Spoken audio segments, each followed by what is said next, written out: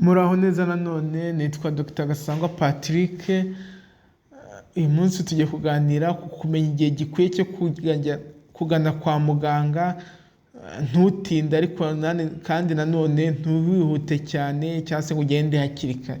Iki ni ikibazo cy'ingenzi ku bagore batwite by'umwihariko begereje kubyara, kuko hari ibimenyetso mpuruza icyo twita red flag ugomba kubona ukaba waba wageze kwa muganga, ariko n'ibindi biba bitari ngo bidahuruza ushobora gutegereza wabona uyu munsi ukaba wajyayo n'ejo ku manywa, niba ubonye uyu munsi nijoro ukaba wajyayo ejo ku manywa nta kibazo. Urumva ko ku bagore batwite ino video ni ingenzi, irabaha ubumenyi bushobora kubategura kujya kwa muganga mu gihe cyo kubyara cyegereje cyangwa se itariki yageze, ariko ntujya none igihe kitaragera. Rero tugiye kureba hamwe igihe gikwiye cyo kujya kwa muganga ku mugore utwite, ntatinde cyangwa ngo ajyeyo kare cyane. Icya mbere ugomba kumenya kugenzura wowe mugore utwite, kugenzura contraction cyangwa se ibise. Aha rero kumenya ko ibise ufite ari byo, hari itegeko dukoresha tuvuga ngo itegeko 511 rule, aho tuvuga ngo igise kiza buri minota 5 kigafata nibuze umunota umwe, kandi kikaba gishobora kumara bimaze igihe cy'isaha imwe byikurikiranye.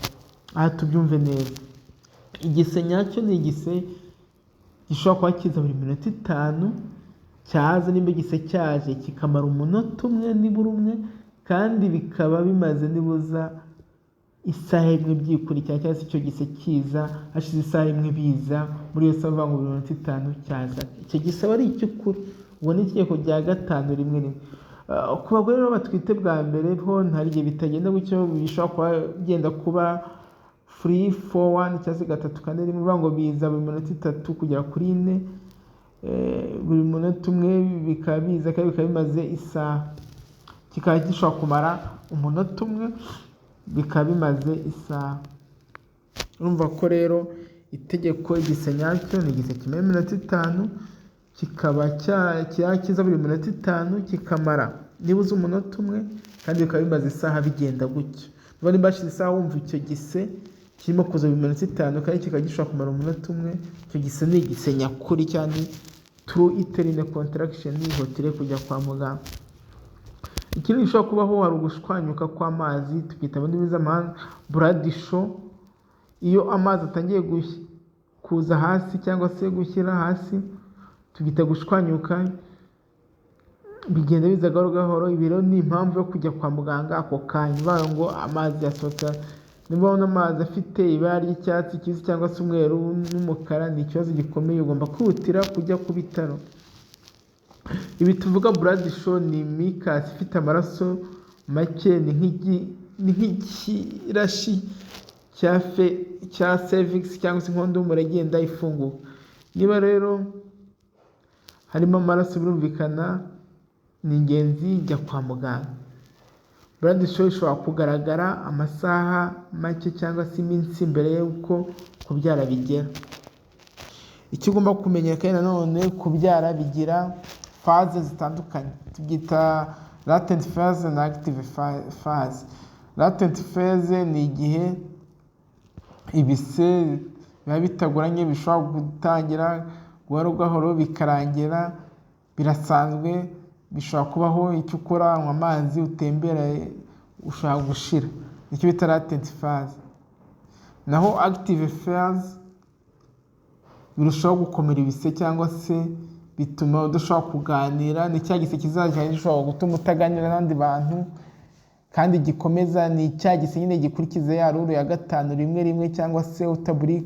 Iki gihe jya kwa muganga. Active phase birumvikana birangira ubyaye cyangwa se birangira ibyaye, ariko latent phase iraba nyuma ukaza kujya muri active phase. Bivuga ngo ni cya gise kiza kikagenda gikurikiza rya tegeko twabonye rya 5 rimwe. Birumvikana hari ibimenyetso mpuruza nyine ubona, tubyita red flag, ukaba ugomba kujya kwa muganga. Nimba bino bimenyetso bibonye, hita ujya kwa muganga. Icya mbere, contraction cyangwa se igise kigushyikira cyangwa se kigutera ububabare bwinshi butuma utabasha kuvuga cyangwa se kugenda, iki gise kiba gikomeye. Ikindi, ubonye amazi arimo amaraso cyangwa se afite ibara ridakwiye nk'icyatsi kibisi. Ikindi, gutakaza ibyiringiro by'umurwa na resistance ntiyongere, bivuga ngo mu masaha 2 byaje ariko ntibishira. Ikindi ugize umuriro, ugize gucika intege, ugize isereri cyangwa se mu kwihagarika ukababara, ibi byose ihutire kujya kwa muganga, cyangwa se wumva ikintu kikuniga cyane kandi watangiye no kubabara byibisi. Dore timing cyangwa se igihe cyo kujya kwa muganga, ntugatinde. Nimba ufite igiseke gikurikira rya itegeko twabonye rya 5:1:1, ni ukuvuga ngo cyagise gishobora kuza kikamara umunota umwe ariko kirimo kuza iminota 5 kandi akaba ashize isaha biza, cyangwa se wabonye amazi ashwanyuka hasi blood show, cyangwa se igise gikomeye cyane kiza kikakubuza kuvuga cyangwa kugenda, ni impamvu kujya kwa muganga.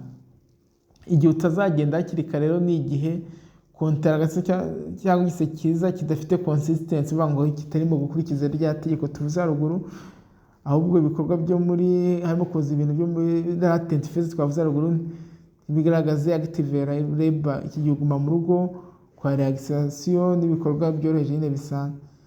Ikindi ushobora gukomeza akazi kawe gasanzwe, birumvikana.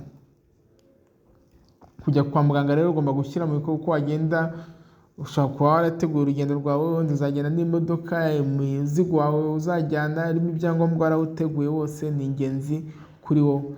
Rero murakoze cyane kureba iyi video. Bye bye, ciao ciao. Muraho neza nanone, nitwa Dr. Gasangwa Patrick.